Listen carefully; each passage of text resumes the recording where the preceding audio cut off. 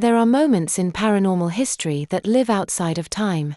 Moments that seem to hover in the air like the dust motes your flashlight catches in an abandoned cabin. Moments that feel staged, unreal, too perfectly strange to be accidental, and yet too stubborn to fade from the world.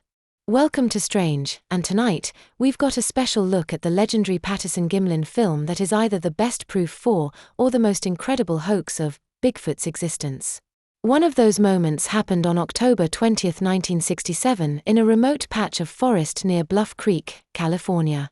Two men, Roger Patterson and Bob Gimlin, rode into a ravine looking for signs of a creature that most people laughed off as a campfire story. They expected footprints.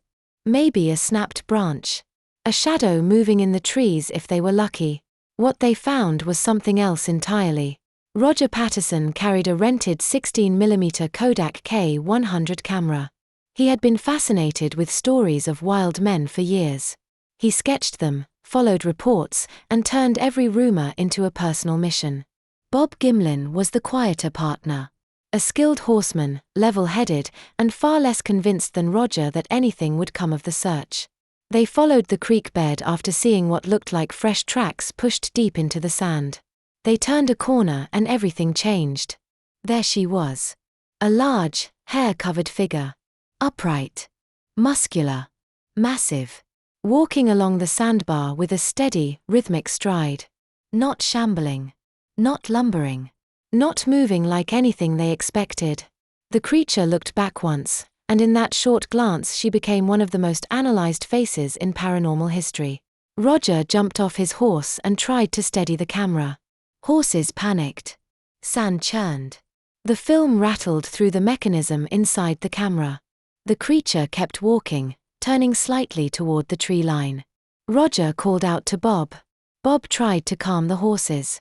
Roger ran forward, knees bending, camera shaking, but always keeping her in frame. The entire encounter lasted under a minute. 59 seconds of film that launched decades of argument, research, careers, hoaxes, counter-hoaxes, documentaries, lawsuits, and a kind of low-grade cultural obsession. The skepticism came immediately. Was it a man in a suit? Was Roger a gifted hoaxer? Was there a hidden cut in the film? Were the footprints planted? People measured gait, arm swings, muscle movement, shoulder rotation, head tilt, breast motion, plantar flexion, stride separation, and even the jiggling of the muscle groups. Researchers were divided. Some called it the most convincing hoax of the century. Others said the fluidity of the walk, the distribution of mass, and the way the muscles beneath the fur seemed to shift all suggested a living being that weighed several hundred pounds. What is undeniable is the effect. The Patterson-Gimlin film sparked the modern era of Bigfoot research. It drew in cryptozoologists, anthropologists, costume designers, primate specialists, optical analysts, and casual viewers who saw something in that creature's backward glance that stayed with them. And now, 58 years later, the film still survives. The arguments still burn. The forests of Northern California still whisper as if waiting for someone to catch the next impossible moment. Because here is the strangest part. For decades we have discussed the film from the point of view of the cameraman, the witnesses, the skeptics, the believers, and the experts. But we have never heard from the subject of the film herself. That changes tonight. We have a rare and unprecedented opportunity. An exclusive conversation with the very being who walked across that sandbar in 1967. The one the world calls Patty. The one who became the most famous cryptid in human history. Stay where you are. We are about to hear from Sasquatch herself. I remember the day well. The air smelled like wet stone and cedar sap. A storm had passed through the night before, and the ground still carried the taste of it. My family had moved north 2 days earlier, but I lingered along the creek. I liked the quiet there. The cold water wrapped my ankles while I walked, and the mud was soft under my feet. It was peaceful. I first sensed the horses before I heard them. Animals like that have a nervous rhythm. Their breath changes when they catch my scent. I thought they might turn away, but then I heard the men. They were excited in a sharp, tense way, the kind of excitement that belongs to hunters, explorers, or those who carry a question they desperately want answered. I did not want trouble. I had dealt with humans before. Most were loud. Most were afraid. A few were dangerous. I chose to keep walking along the sandbar, hoping they would let me pass. The first man shouted. The horses bucked. I turned my head just long enough to see the moment he pulled the small machine from his saddlebag.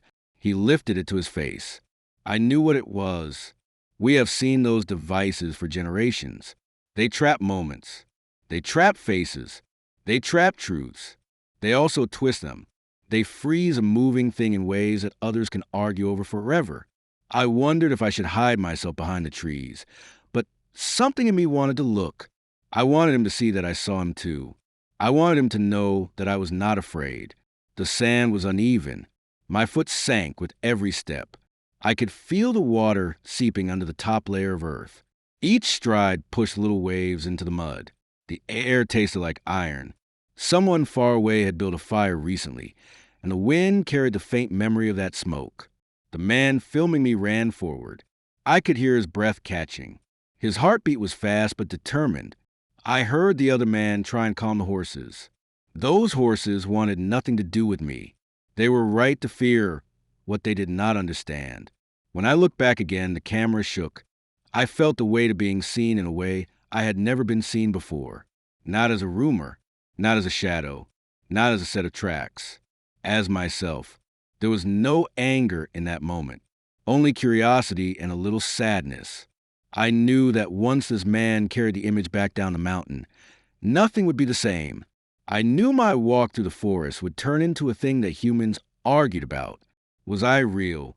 Was I fake? Was I an animal? Was I a legend? They would watch the film over and over, looking for seams and zippers and clues that did not exist. I reached the trees at the far end of the sandbar. The ground rose. A fallen trunk blocked part of the path, but I stepped over it easily. The light dimmed as the canopy grew thick above me. I listened for pursuit. There was none.